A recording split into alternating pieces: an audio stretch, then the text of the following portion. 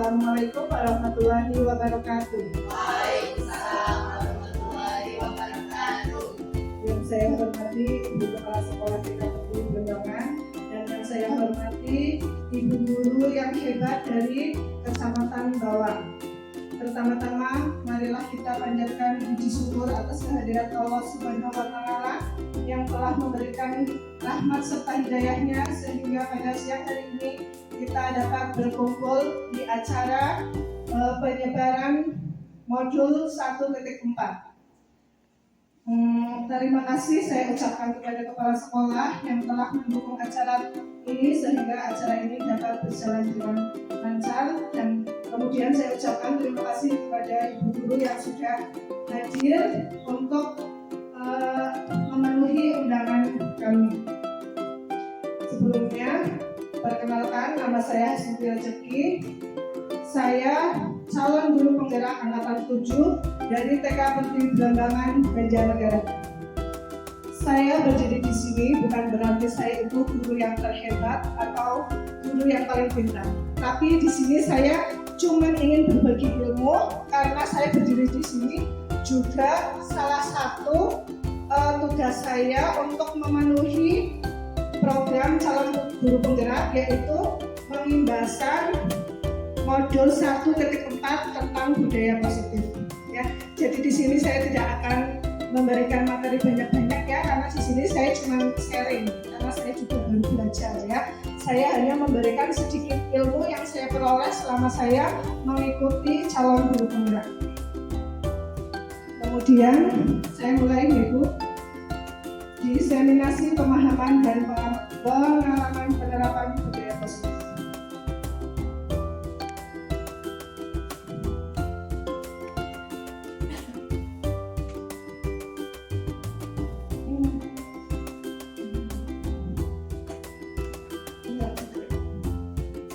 Ya, dalam suatu sekolah kita tidak bisa berjalan sendiri tanpa adanya kolaborasi atau kerjasama sesama guru.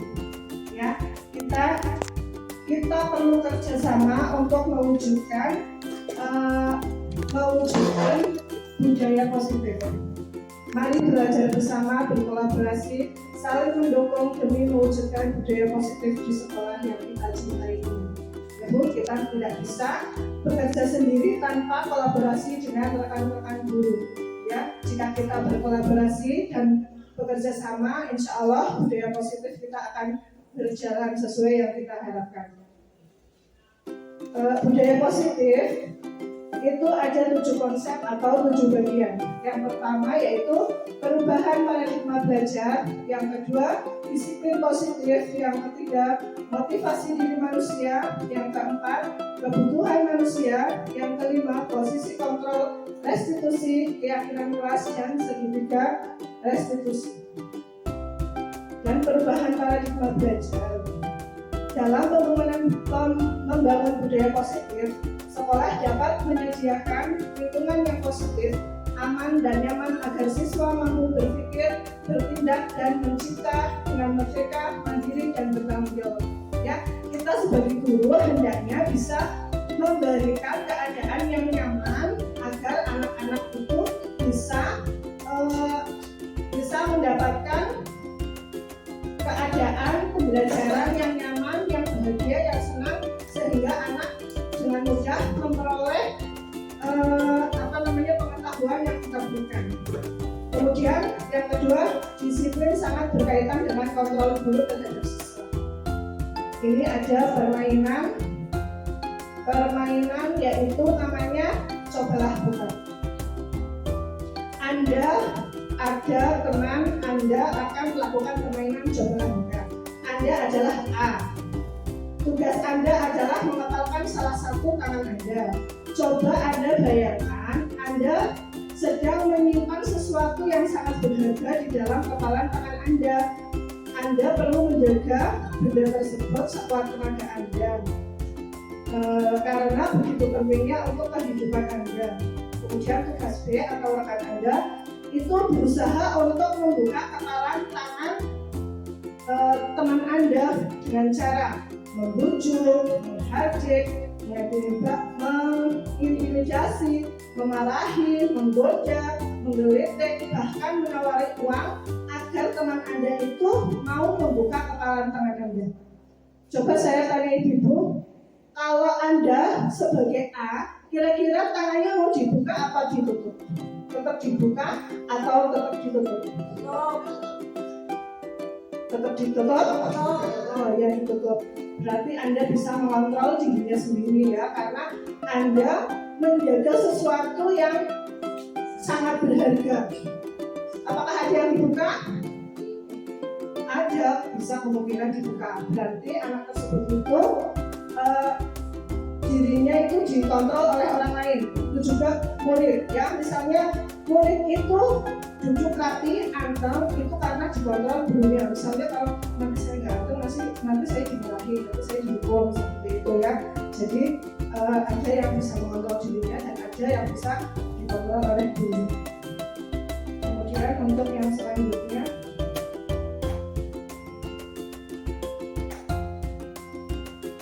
disiplin positif. Apa arti disiplin? Ada yang tahu arti disiplin? Ya, patuh peraturan. Terus apa lagi? Disiplin adalah sesuatu yang dilakukan seseorang pada orang lain untuk mendapatkan kepatuhan kita. Kita cenderung menghubungkan kata disiplin dengan ketidaknyamanan ya.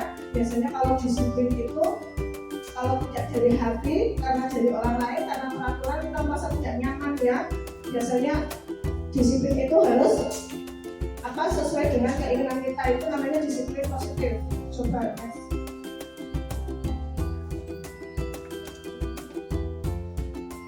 Sebagai pendidik, tujuan kita adalah menciptakan murid yang merdeka. Syarat utamanya adalah disiplin diri, sehingga mereka berperilaku sesuai nilai-nilai kebajikan dan memiliki motivasi intrinsik. Sedangkan disiplin positif merupakan salah satu cara penerapan disiplin yang bertujuan untuk menumbuhkan kesadaran serta memberdayakan anak untuk melakukan sesuatu tanpa sogokan, ancaman maupun hukuman. Ya, itu disiplin positif. Kita melakukan disiplin positif itu tidak karena ancaman, tidak sokongan ataupun tidak takut karena hukuman. Kita disiplin karena diri sendiri ya, bukan karena orang lain. Itu namanya disiplin positif. Terus kemudian kebutuhan dasar manusia. Kebutuhan dasar manusia itu ada 5: bertahan hidup, kasih sayang dan rasa diterima, penguasaan, kebebasan dan kesenangan. Motivasi perilaku manusia. Motivasi merupakan dorongan yang timbul pada diri seseorang secara sadar atau tidak sadar untuk melakukan sesuatu tindakan dengan tujuan tertentu. Menghindari ketidaknyamanan dan hukuman, yaitu contohnya murid melakukan disiplin diri karena takut dihukum. Ini adalah tingkatan terendah dari motivasi perilaku manusia. Kemudian untuk mendapatkan imbalan atau penghargaan dari orang lain, murid melakukan disiplin diri karena ia menginginkan imbalan motivasi suatu tingkat di atas motivasi pertama ya. Berarti untuk yang hukuman kalau bisa itu jangan dipakai ya. Itu dipakai kalau sudah tidak ada cara lain, itu baru kalau bisa dihindari. Terus kemudian untuk menjadi orang yang mereka inginkan dan menghargai diri sendiri dengan nilai-nilai yang mereka percaya, murid melakukan disiplin diri karena sadar akan nilai kebajikan adalah motivasi yang akan membuat seseorang memiliki disiplin positif ya. Ini disiplin yang tidak dipaksa, itu karena diri sendiri ya. Makanya sebagai seorang guru harus bisa memberikan contoh yang baik, disiplin yang baik, biar muridnya itu tidak perlu diajarkan, cuma tahu karena lihat dari bukunya, seperti itu ya. Jadi kita bisa memberikan yang terbaik biar bisa jadi teladan untuk anak didik kita. Kemudian yang selanjutnya konsep disiplin dengan identitas legal. Hukuman, ya, hukuman bagi anak itu bisa membuat sakit hati, ya, menyakitkan. Anak sudah tidak nyaman, anak merasa takut karena hal itu dipaksakan, ya, jadi anak merasa takut, terus murid menyembunyikan kesalahannya. Itu murid jadi secara tidak langsung itu belajar untuk berbohong, karena nanti kalau saya jujur nanti saya bisa dimarahi, bisa dihukum seperti itu. Jadinya saya menyembunyikan kesalahan saya. Terus murid menjadi rendah hati, ya, tidak percaya diri, kurang pede, ya, kemudian rendah diri. Terus kemudian penghargaan tidak efektif, merusak hubungan, mematikan kreativitas, menghukum dengan sistem ranking, merampas hak menghargai diri. Ya, dengan penghargaan juga kadang tidak baik, ya, tapi ya misal sekali-kali sih boleh, tapi kalau terlalu sering juga itu tidak baik untuk anak-anak, ya, terlalu sering memberikan penghargaan atau kemudian yang selanjutnya pendekatan restitusi. Restitusi adalah proses menciptakan kondisi bagi murid untuk memperbaiki kesalahan mereka, sehingga mereka bisa kembali pada kelompok mereka dengan karakter yang lebih kuat. Ciri-ciri restitusi bukan menebus kesalahan, memperbaiki hubungan, tawaran bukan paksaan, menuntun anak, menuntun untuk melihat ke dalam diri, mencari kebutuhan dasar yang mendasari tindakan, fokus pada karakter, bukan tindakan, menguatkan dan fokus pada solusi. Kemudian yang selanjutnya, perbedaan. Ini ada contoh kasus, ya, siswa yang tidak mengerjakan PR. Kalau hukuman, guru menghukum berdiri di depan kelas. Kemudian menulis di buku tulis, berjanji tidak akan mengulangi kesalahan lagi, ya. Itu namanya hukuman. Guru marah dan murid menjadi takut, ya. Kita sebagai guru sebaiknya dihindari seperti itu, ya. Terus kemudian konsekuensi, guru memberikan konsekuensi pada jam istirahat. Ya, misalnya tidak mengerjakan PR. Kalau kamu tidak mengerjakan PR, berarti nanti pas istirahat kamu harus mengerjakan PR. Itu konsekuensinya kalau tidak mengerjakan PR. Kemudian restitusi, guru menanyakan keyakinan kelas atau membantu siswa menyelesaikan masalahnya. Guru terbuka dan siswa menghormati dirinya dan orang lain. Ya, itu kalau restitusi ditanyakan dulu apa alasannya kenapa tidak mengerjakan PR. Misalnya malam-malam saya merawat ibunya lagi sakit, jadi saya kecapean, tidurnya terlalu malam, jadi tidak bisa mengerjakan PR misalnya. Itu ditanyakan. Berarti untuk lain kali apa yang harus kamu lakukan biar kamu bisa mengerjakan PR seperti itu, ya. Misalnya, ya, sebelum saya merawat ibunya, mungkin kalau ada waktu sebelum itu saya mengerjakan PR dulu seperti itu, ya. Jadi anak itu tahu masalahnya dan tahu bagaimana solusinya. Terus yang selanjutnya, 5 posisi kontrol guru. Posisi kontrol restitusi. Yang pertama, penghukum, membuat merasa bersalah teman, pemantau, dan manajer. Contoh penerapan 5 posisi kontrol. Kasusnya, siswa datang terlambat. Kalau sebagai penghukum, kamu selalu saja terlambat, kamu selalu datang terakhir, ya. Itu sebagai guru, sebagai penghukum. Selanjutnya kalau sebagai pemantau, peraturannya apa? Apa yang telah kamu lakukan? Sanksi atau konsekuensi apa yang kamu dapatkan jika kamu terlambat? Begitu, ya. Itu pertanyaan guru sebagai pemantau. Terus kalau guru sebagai pembuat rasa bersalah, kamu bagaimana sih? Kamu kan sudah berjanji dengan tidak terlambat lagi. Kamu kenapa selalu mengecewakan ibu? Begitu, ya. Jadi anak saya jadi merasa bersalah seperti itu, ya. Itu posisi guru sebagai pembuat rasa bersalah. Kemudian posisi sebagai teman, ya sudah, kali ini tidak apa-apa, sana kamu silahkan duduk, gitu, ya. Itu posisi sebagai teman. Kemudian kalau posisi sebagai manajer, guru akan menanyakan apa kamu tahu kesalahan kamu apa, nah, bagaimana kamu mau memperbaiki kesalahan ini, seperti itu, ya. Jadi guru itu menanyakan dulu apa masalahnya, tidak langsung menyalahkan anak tersebut. Kemudian kalau anak sudah berbicara dengan mengungkapkan kesalahannya, nanti baru dicarikan bagaimana solusinya yang terbaik. Ya, sebisa mungkin kita sebagai guru harus memiliki posisi kontrol sebagai manajer, ya, karena itu yang terbaik. Kemudian yang selanjutnya yaitu keyakinan kelas. Cara membentuk keyakinan kelas lebih bersifat abstrak daripada peraturan yang lebih rinci dan konkret.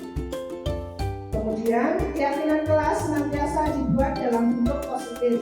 Semua warga kelas hendaknya berkontribusi dalam pembuatan keyakinan kelas. Keyakinan kelas hendaknya tidak terlalu banyak sehingga mudah diingat. Kemudian keyakinan kelas sesuatu yang dapat diterapkan di lingkungan tersebut. Terus yang terakhir, bersedia meninjau kembali keyakinan kelas dari waktu ke waktu. Terus kemarin, ingat ini contoh pembuatan keyakinan kelas.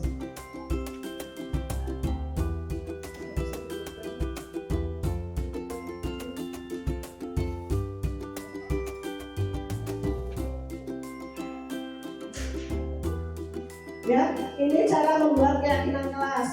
Sama ya. Ini kan di kelas TK ya, jadi saya membuat keyakinan kelas dengan cara saya memberikan gambar-gambar ya. Saya memberikan ada beberapa gambar, di situ ada gambar yang murid tidak boleh makan di kelas, tidak boleh tidur di kelas, harus membereskan kelas, terus membereskan mainan setelah dipakai, terus gambar jika ada teman yang jatuh kita harus bagaimana ya, terus berbagi mainan, berbagi makanan. Kemudian anak disuruh menempel semua gambar yang tadi saya jelaskan, saya tempel di papan tulis, kemudian anak saya kasih bintang untuk menempelkan di bawah gambar. Silahkan anak-anak sepakat dengan gambar yang mana. Kemudian anak-anak maju satu persatu menempelkan bintang di bawah gambar, dan ada satu gambar yang tidak dipilih. Akhirnya gambar tersebut tidak saya masukkan ke dalam kesepakatan kelas, keyakinan kelas. Dan selanjutnya, nah ya, ini anak menempelkan bintang pada gambar yang disepakati, ya. Jadi saya membuat kesepakatan kelas karena sesuai dengan kesepakatan semua siswanya ya. Kemudian saya menempelnya keyakinan kelas kelompok A. Aku cinta kebersihan. Di sini anak-anak bersama-sama membersihkan lingkungan sekolah, kemudian merapikan mainan setelah digunakan sehingga sekolah terlihat rapi. Kemudian aku suka hidup rukun, ya, kita saling menyayangi teman, jika ada yang jatuh dibantu, kemudian bermain bersama. Terus etika dalam belajar di kelas ya, ini anak sedang makan ya, itu tidak boleh makan di kelas. Terus kemudian jika ada guru yang sedang menjelaskan atau sedang berbicara, mereka duduk yang rapi. Yang selanjutnya tidak boleh tidur di kelas. Itu keyakinan yang kemarin saya buat kelompok A.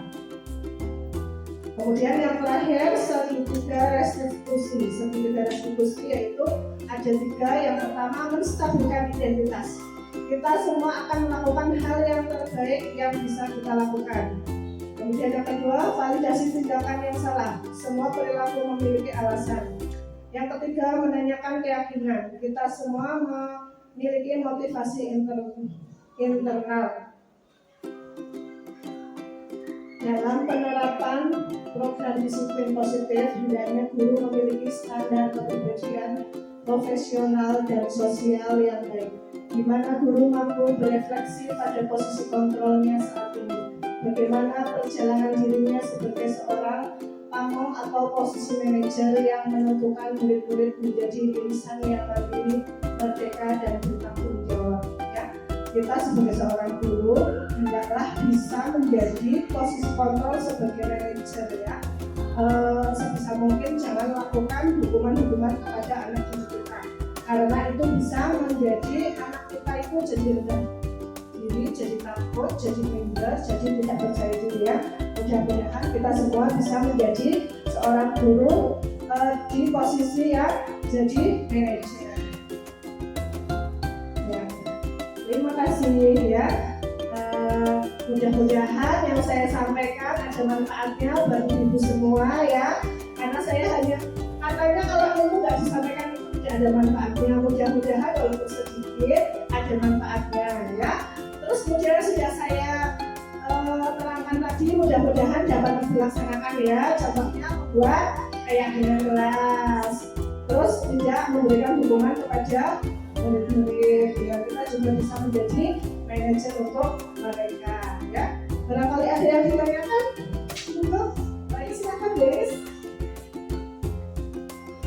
Terima kasih Bu Tuti, ilmunya sangat bermanfaat sekali bagi kami. Tadi saya melihat contoh keyakinan kelas Bu Tuti kan guru TK ya.